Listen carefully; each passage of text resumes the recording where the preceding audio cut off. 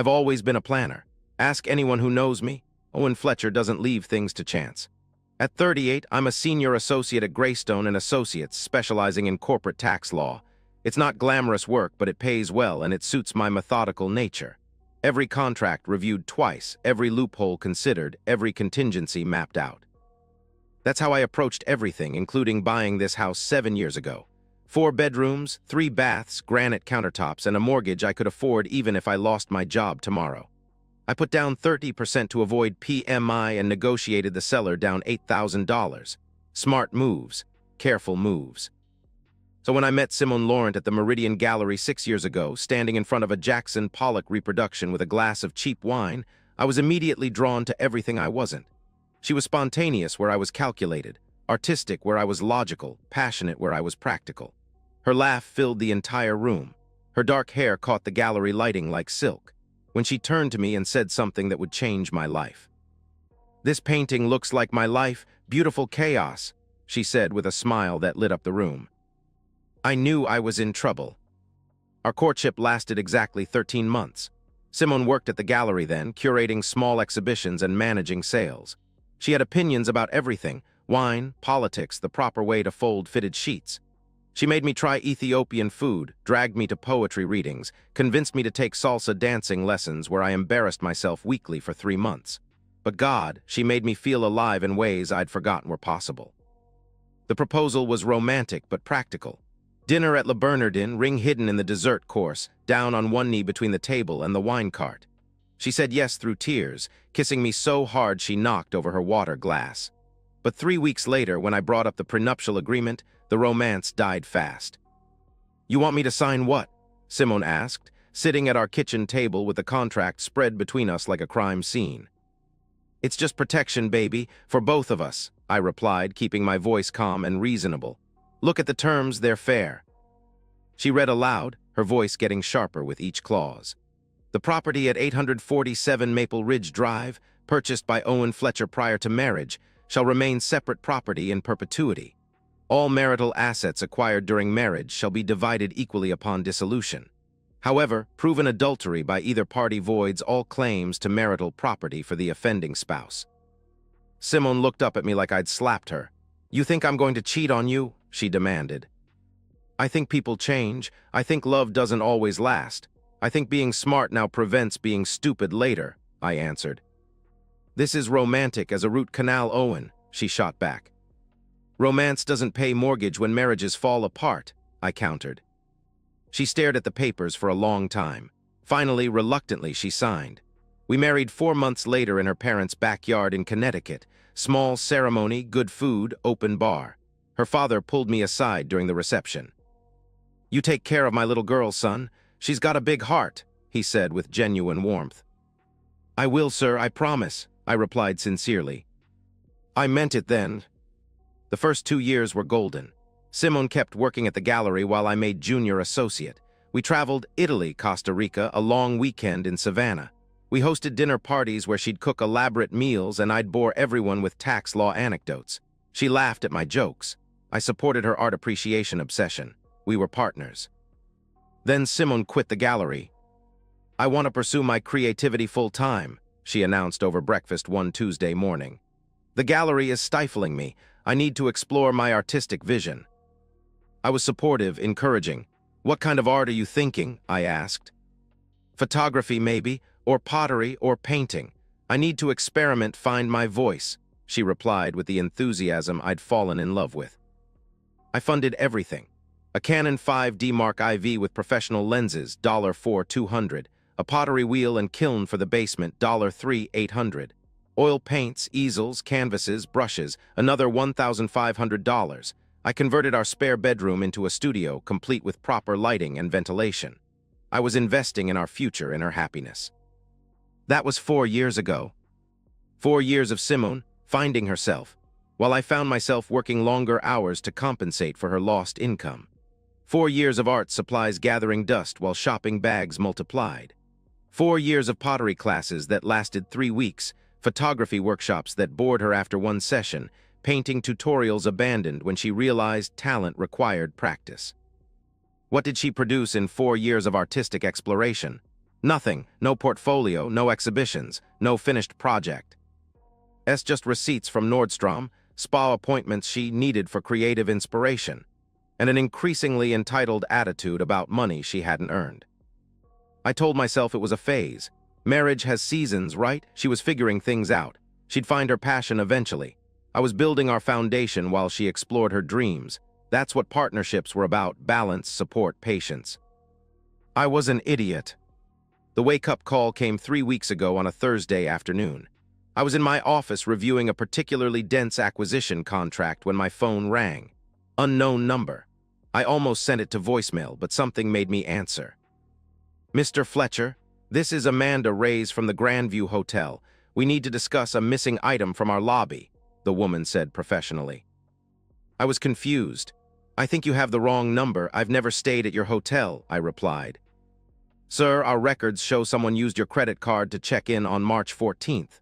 During their stay, a valuable decorative piece was taken from our lobby. We need to arrange return and discuss restitution," she explained. "Ma'am, I'm a corporate attorney. I've never stolen anything in my life. You definitely have the wrong person," I insisted. "We have you on camera, sir," she said with absolute certainty. Those 6 words detonated my life. What? I stared at my phone for 10 seconds after Amanda Reyes spoke those words. "We have you on camera, sir." The confidence in her voice, the certainty, it didn't match my reality. I'd never been to the Grandview Hotel. I'd never stolen anything. I sure as hell hadn't checked in anywhere on March 14th. "Ms. Reyes," I said, switching to my courtroom voice, "I need you to listen carefully. I was not at your hotel on March 14th. I was not on your premises. I did not steal anything. Check your footage again." "Sir, I'm looking at it right now. The person who checked in with your credit card," she began. "Wait," I interrupted, my brain finally catching up. "My credit card? Which card?" "A Visa ending in 4387, she answered. My stomach dropped. That was my emergency card. The one I gave Simone for true emergencies only, groceries when she forgot her purse, car repairs, medical bills, not hotel rooms. "Ms. Reyes, I need to see this footage. Now," I demanded. "Sir, I can't just," she started to protest. "I'm an attorney, Owen Fletcher, Greystone and Associates. If someone committed fraud with my credit card, I need evidence for criminal and civil proceedings. Email me everything, timestamps, receipts, video files. My email is offletcher@greystonelaw.com, I stated firmly. There was a pause. "I'll need to speak with my manager," she replied hesitantly. "Do that, but I'm telling you right now, whoever is on that footage, it isn't me," I said before ending the call. I sat in my office staring at my computer screen, seeing nothing. March 14th. I pulled up my calendar. Depositions in the Ben case from 9 a.m. to 7 p.m. Lunch brought in. Didn't leave the building until after 8. My keycard logs would prove it. My phone buzzed. Email from Amanda Reyes. Subject line: security footage March 14 incident. I downloaded the file with shaking hands. The video player opened. Timestamp showed 2:47 p.m. A woman in designer sunglasses approached the check-in desk.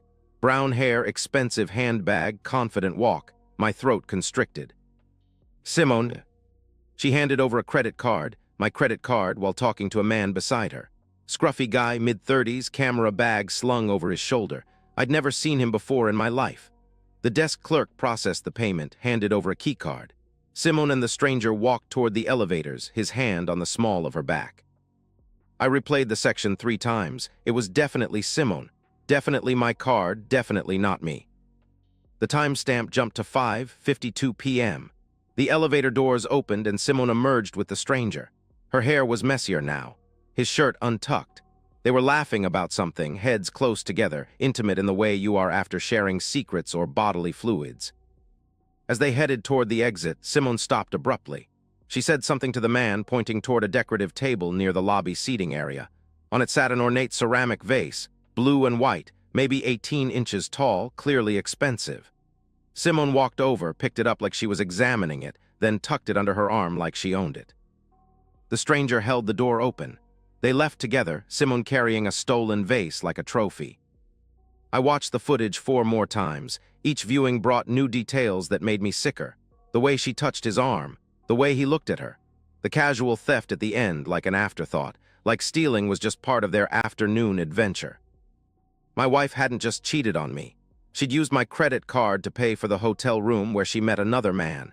Then she'd stolen property to commemorate the occasion. The audacity was breathtaking. I called Amanda Ray's back. "Ms. Ray's, this is Owen Fletcher. I've reviewed the footage."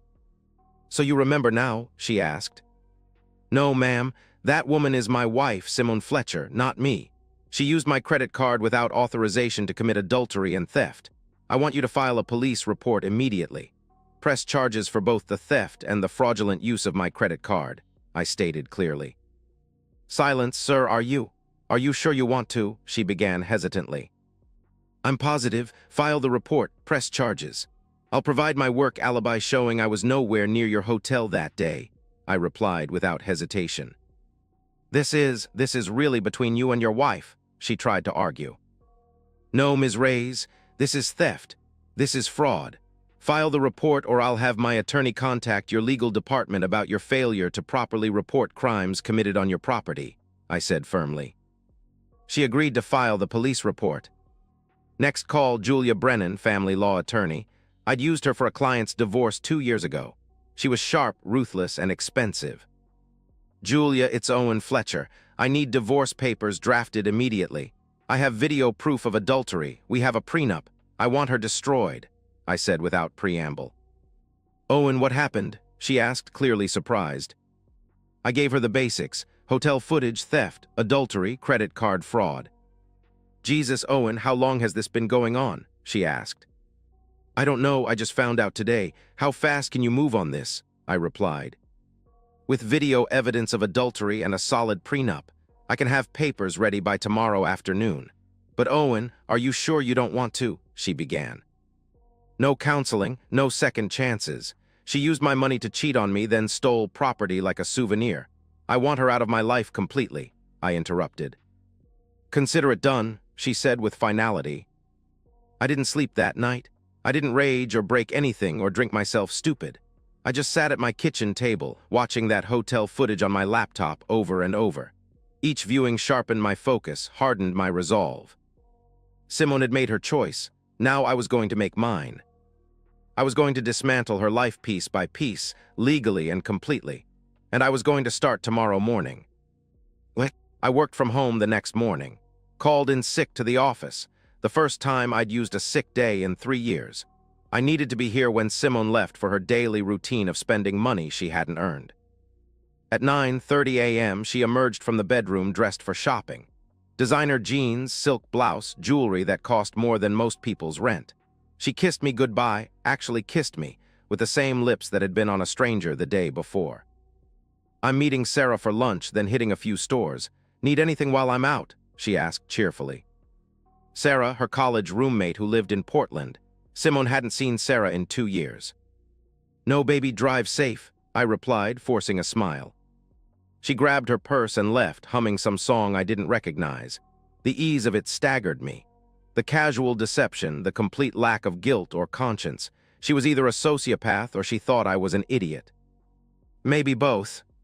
I spent the morning coordinating with Julia Brennan. She had the divorce papers ready by noon, 15 pages of legal precision that would strip Simone of everything she thought she was entitled to. The prenup was airtight. Julia had reviewed it twice.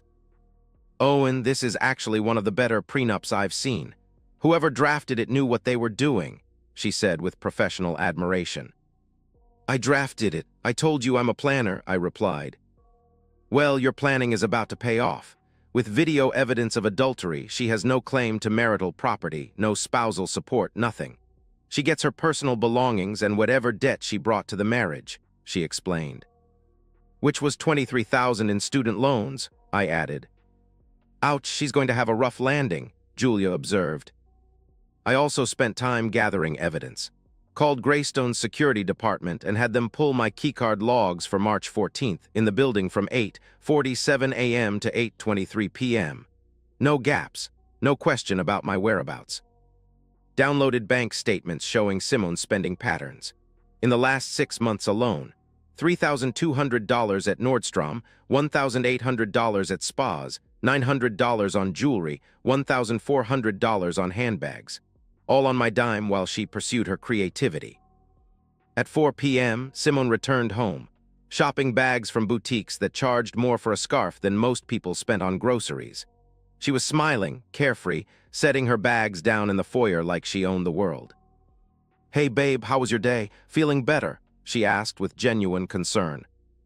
I was sitting at the kitchen table, laptop open, showing the hotel footage paused at the exact moment Simone handed over my credit card.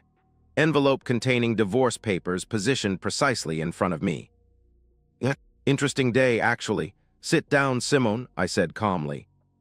Her smile faltered slightly. Something in my tone, maybe, or the formal use of her full name instead of the usual baby or honey. "What's wrong? You look serious," she said, slowly taking a seat.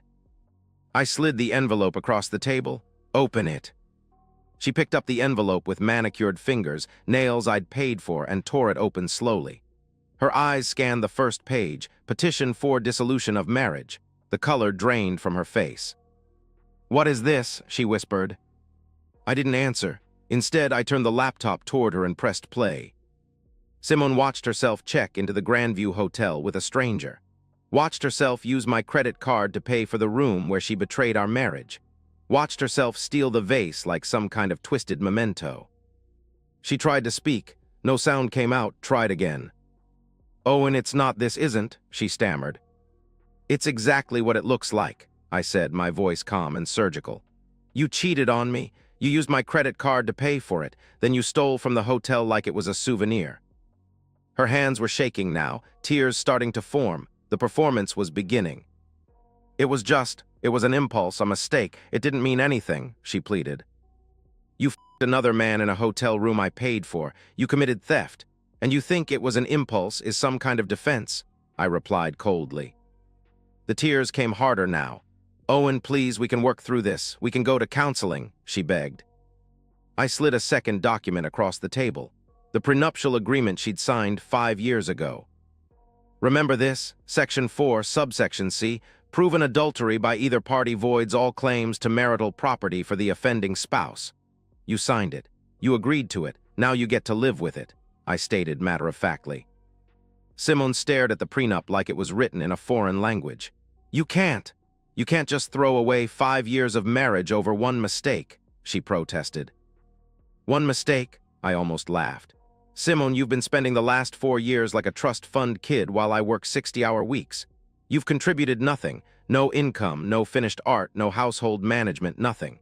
And your idea of gratitude was to sleep with a stranger and steal a vase." She was sobbing now, mascara running down her cheeks.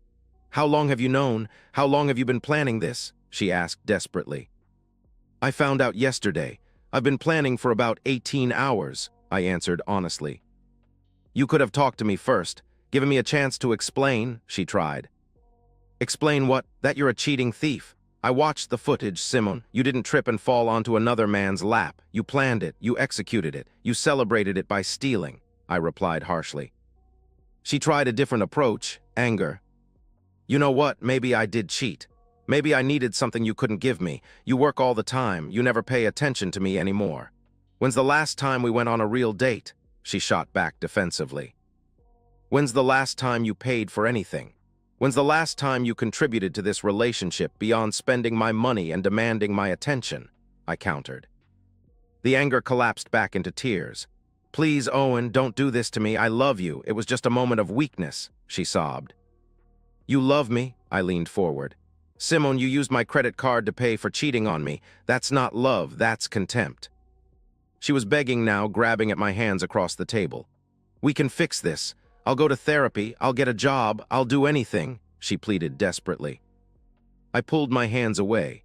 "You're right, you will get a job, because as of right now you're cut off from all our accounts. Your cards are canceled, and you have until tonight to pack your things and get out of my house." "Your house, this is our house," she protested. "Check the prenup again. Section 2, the property at 847 Maple Ridge Drive, purchased by Owen Fletcher prior to marriage, shall remain separate property. Your name isn't on the deed, Simone. It never was," I explained calmly. She stared at me like she was seeing me for the first time. "How can you be so cold? How can you just destroy everything?" she asked in disbelief. I looked at her crying face and felt nothing. No anger, no sadness, no regret. Just a cold satisfaction that the problem was finally being solved. "Pack your things," I said firmly. "You have until tonight. After that, I'm changing the locks."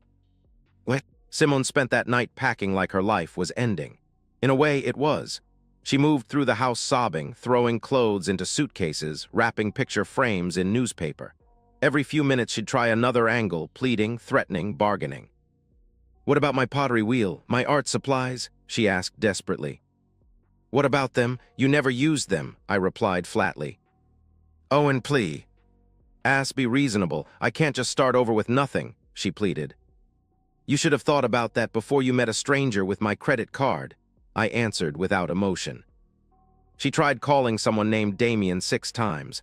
I assumed that was the scruffy guy from the hotel footage. He didn't answer. By midnight, she was loading her Honda Accord with everything she could fit, which wasn't much. 5 years of marriage reduced to 4 suitcases and a garbage bag full of toiletries. Her parents arrived the next morning to collect the larger items. Her father wouldn't look at me. Her mother was crying. They'd clearly heard the whole story. "This is vindictive, Owen," her mother said as movers loaded furniture into a truck. "She made a mistake, but this is cruel. Mrs. Laurent, your daughter used my money to cheat on me, then stole property to celebrate. Would you prefer I handle this outside the legal system?" I replied calmly. That shut her up. 2 days later, Detective Maria Santos called me at work. "Mr. Fletcher, we have Simone Fletcher in custody for theft and credit card fraud. She's requesting to speak with you," the detective informed me. "I have nothing to say to her. Press charges, full extent of the law," I replied without hesitation. "Sir, it might be easier if you could work this out privately," she suggested. "Detective, my wife stole property and used my credit card to commit adultery. If those aren't crimes worth prosecuting, what is?" I asked pointedly. 3 hours later, Simone was arrested at her parents' house. The local newspaper's crime blotter published her mugshot. Simone Fletcher, 32, charged with theft over $500 and credit card fraud. Her social media mentions exploded overnight. High school friends, college acquaintances, gallery colleagues, everyone saw it. The comments were brutal. "Holy shit, Simone Fletcher got arrested for stealing. What happened to her? Didn't she marry that lawyer guy? Guess money wasn't enough. My cousin worked with her at that gallery, said she was always entitled. Karma's a bitch." Her public defender was a kid fresh out of law school who looked terrified when he called me. "Mr. Fletcher, I represent your wife, your ex-wife. We'd like to discuss a plea arrangement," he said nervously. "Talk to the prosecutor. I'm not interested in deals," I replied curtly. "Sir, the evidence against her is substantial. The hotel footage is damning, but if she could make restitution," he tried. "The hotel will get their money back regardless. File charges or don't. That's between you and the state," I answered dismissively. Julia Brennan presented the prosecution with a gift-wrapped case. The hotel footage showing clear theft, credit card statements proving unauthorized use, my work alibi eliminating any possibility I was involved, testimony from hotel staff confirming the vase's value at $1,200. Simone's attorney advised her to take the plea deal, guilty to theft, dismissed fraud charge in exchange for 6 months probation, 100 hours community service, and $2,500 restitution to the Grandview Hotel. She took it, she had no choice. Meanwhile, the divorce proceeded with surgical efficiency. Simone's attorney, a different lawyer she somehow scraped together money for, tried everything. They argued she deserved compensation for domestic contributions. Julia Brennan responded with bank statements showing Simone spending Vase's contribution over 4 years, negative $47,000. They claimed the prenup was signed under duress. Julia produced emails from Simone's attorney during our engagement, confirming she'd reviewed the agreement thoroughly and recommended signing. They argued adultery was too harsh a standard. Julia submitted the hotel footage, credit card statements, and the criminal conviction for theft. The judge barely needed 10 minutes to decide. Owen Fletcher retained all separate property, all marital assets, all retirement accounts. Simone Fletcher received her personal belongings, her car, on which she still owed $12,000 and nothing else. "But Your Honor," Simone's attorney protested, 5 years of marriage should entitle my client to some compensation. Counselor, the judge interrupted, your client committed adultery and theft. The prenuptial agreement is clear about consequences. Case closed. I walked out of that courtroom feeling lighter than I had in years. Damian Cross, I'd hired a private investigator to identify him, had ghosted Simone the moment news of her arrest broke, blocked her number, deleted his social media profiles, vanished like smoke. Turned out he was a freelance photographer who'd been living with his ex-girlfriend when he met Simone at some art event. The ex-girlfriend kicked him out when she found out about the hotel incident. Last anyone heard, Damian was bartending in Asheville, North Carolina, probably looking for his next victim. Simone moved back in with her parents in their cramped 2-bedroom apartment. Her father called me. One evening about a month after the divorce was finalized. Owen, I want to apologize. We raised Simone better than this. Mary and I are ashamed of what she did, he said with genuine remorse. I appreciate that, Mr. Laurent, but what's done is done, I replied. She's seeing a therapist, trying to figure out what went wrong, he informed me. Good for her, she'll need all the help she can get, I answered. Are you doing okay? He asked with surprising concern. The question surprised me. I'm fine, sir, better than fine, actually, I replied honestly. Good, that's good. You deserved better than what she gave you, he said sadly. He was right, I did deserve better.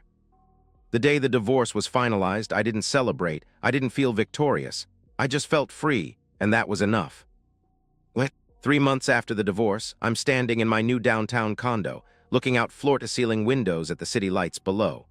32nd floor, 2 bedrooms, 2 baths, granite countertops, and a mortgage I can easily afford on my junior partner salary. Yes, I made junior partner 6 weeks ago. The senior partners noticed my focus had sharpened considerably after the divorce. More billable hours, more client wins, more precision. Funny how much mental energy you reclaim when you're not subsidizing someone else's fantasy life. I sold the house on Maple Ridge. Too many memories of a marriage that was dead long before I found that hotel footage.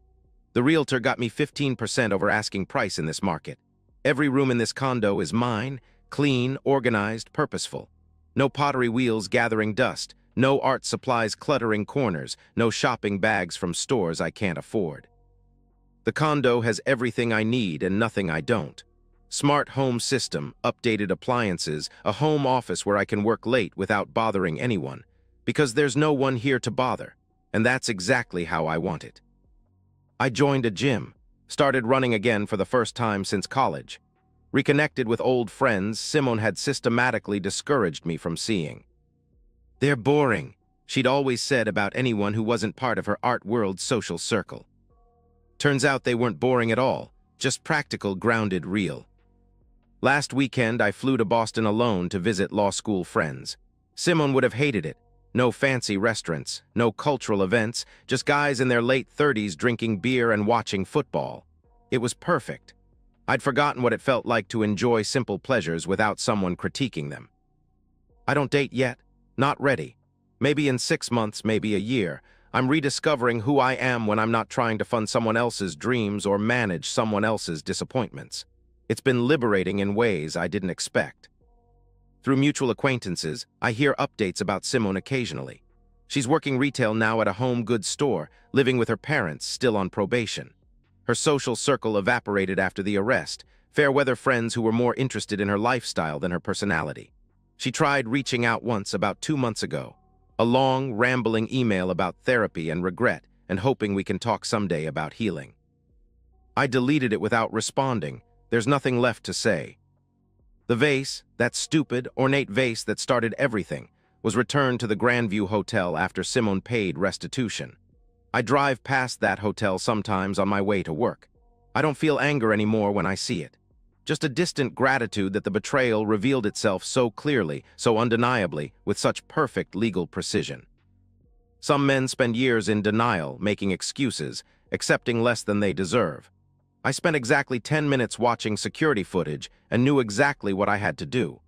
No second guessing, no false hope, no wasted time on couples therapy or attempted reconciliation. The prenup wasn't about lacking faith in Simone when I wrote it. It was about respecting reality. People change. Circumstances change. Love doesn't conquer entitlement, betrayal, or contempt, but preparation does. Tonight, I'm reviewing acquisition documents for a client, listening to jazz, drinking scotch I actually like instead of wine Simone preferred. Tomorrow, I'll work out, meet friends for dinner, maybe catch a movie. Next week, I'm flying to Chicago for a conference, staying an extra day just to explore the city. Simple pleasures, personal choices, financial security, complete autonomy over my time, my space, my decisions. I built this life alone when I was 25. Career, house, savings, stability. I lost it to someone who didn't deserve it, who took everything I offered and demanded more, who repaid my generosity with betrayal and theft. Now I'm building it again, smarter, stronger, and completely on my own terms. I'm 38 years old, junior partner at a prestigious firm, financially secure, emotionally healing, professionally thriving, and for T. He first time in 5 years, I'm exactly where I want to be. Sometimes betrayal is a gift. It shows you exactly who someone really is and exactly who you need to be. The city lights stretch out below me like possibilities, infinite, bright, and all mine.